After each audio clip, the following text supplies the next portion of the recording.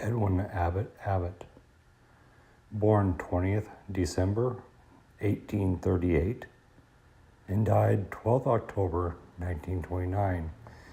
He was an English schoolmaster and theologian, best known as the author of the novella Flatland in 1884. He was educated at City of London School and at St. John's College, Cambridge, where he took high honors in the classics, mathematics, and theology. He became an ordained priest in 1863. In 1865, at age 26, he was appointed headmaster, City of London School, and held that post for 24 years until 1889, where he retired at age 50. As a scholar, Abbott produced a broad range of works on a variety of topics. Abbott's most famous writing is Flatland, a romance in many dimensions, a satirical novella published in 1884.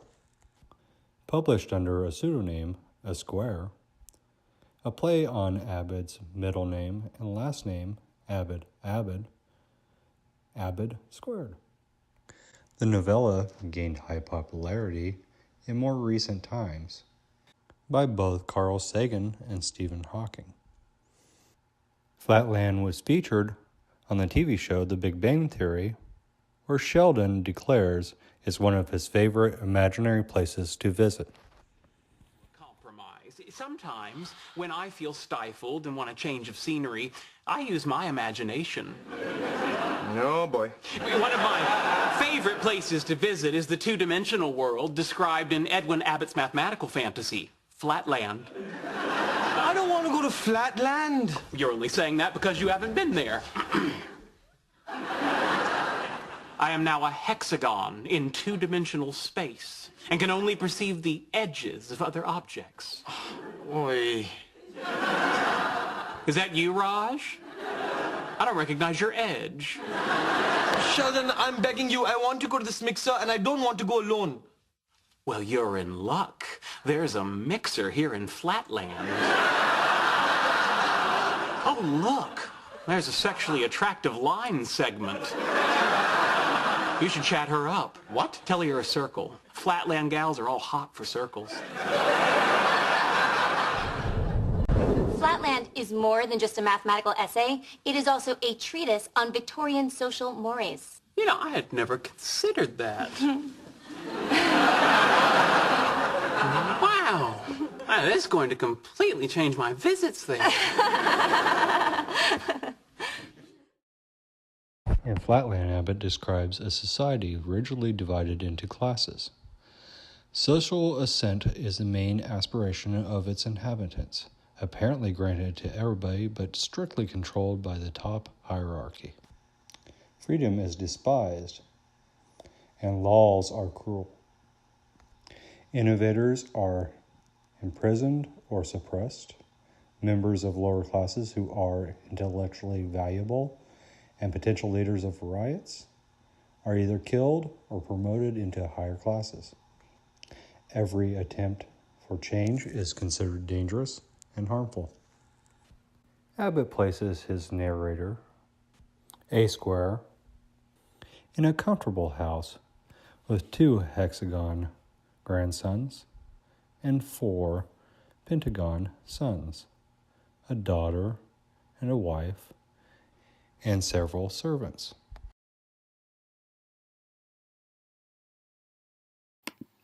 The lowest class of them all are the irregulars. If they cannot return their shape to regular form through a dangerous surgery or therapy, they will be killed. Women, which are one-dimensional lines in Flatland, are the next lowest level of society above the criminal class of the irregulars. The reason given for this is because of their danger.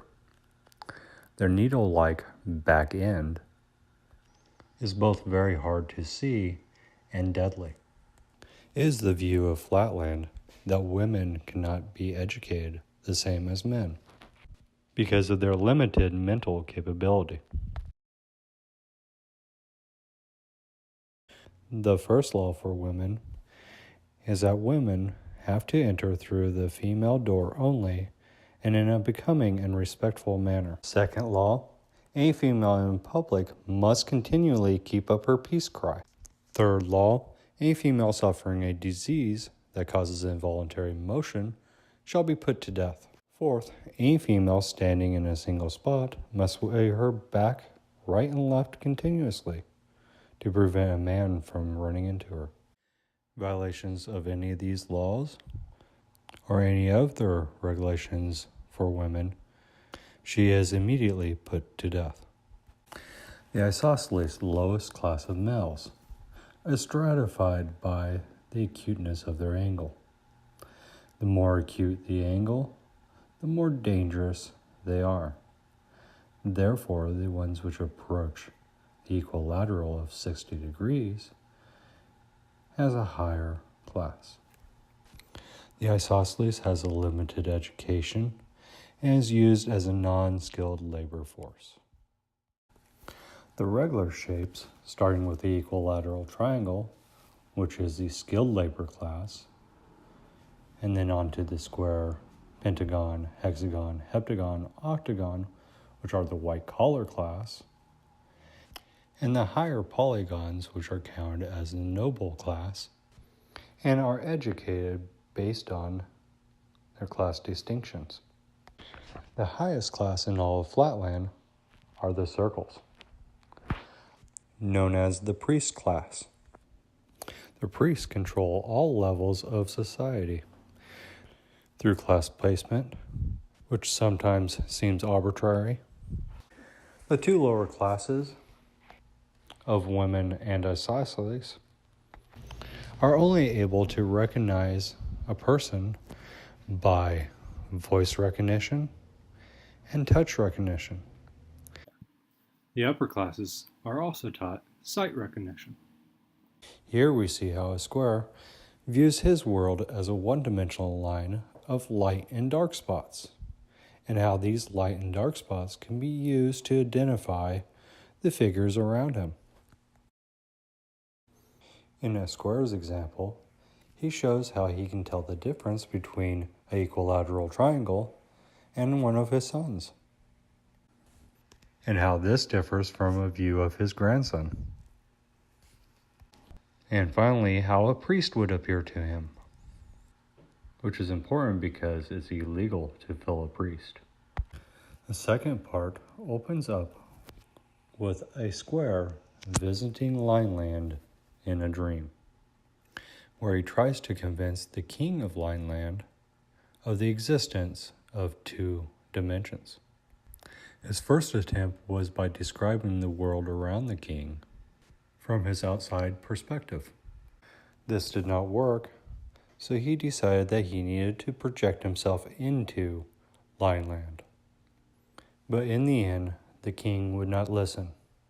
Instead, he got angry and attacked a square. After waking up, a square starts his mathematics lesson with his grandson. The first lesson is over distance.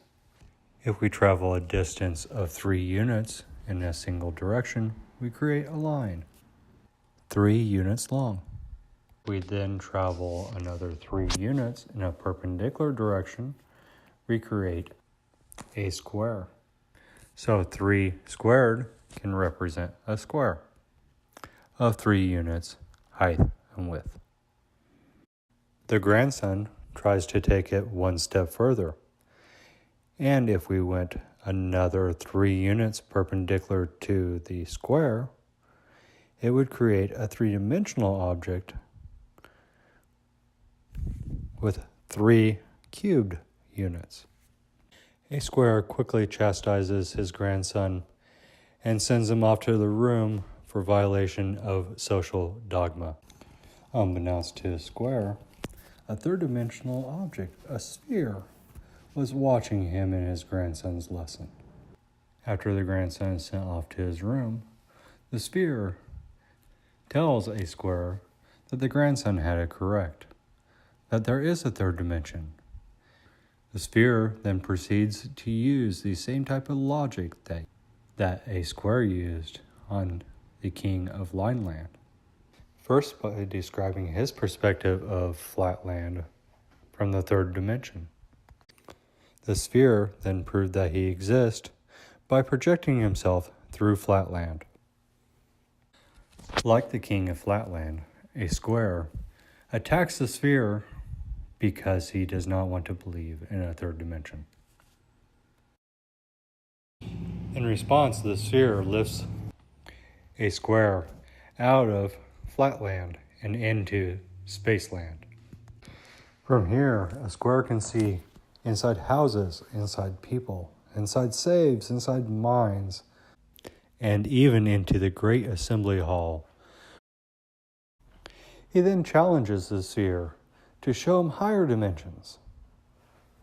The sphere responds angrily by sending him back to Flatland. In an analogous to the lesson a square taught his grandson, we can travel 1 inch down a line, creating a line segment, and then turning perpendicular, going 1 inch, and creating a square. Then turning once again perpendicular, and going 1 inch, and creating a cube. And finally, turning perpendicular again, and going 1 inch, we can create a hypercube or a tesseract. Another way we can look at a tesseract is through projection. Similar to projecting a cube into a two-dimensional space, as in figure A, we can project a tesseract in three-dimensional space, as in figure B. We can also look at how it would appear in three-dimensional space as it travels through along its perpendicular axis. We can also look at how a hypersphere would appear as it travels through three-dimensional space. First starting as a point and then growing to a full-size sphere and then returning back to a point. The final implication is that since we live in a three-dimensional world with a two-dimensional perspective, there must be a fourth dimension, even though we cannot show its physical direction.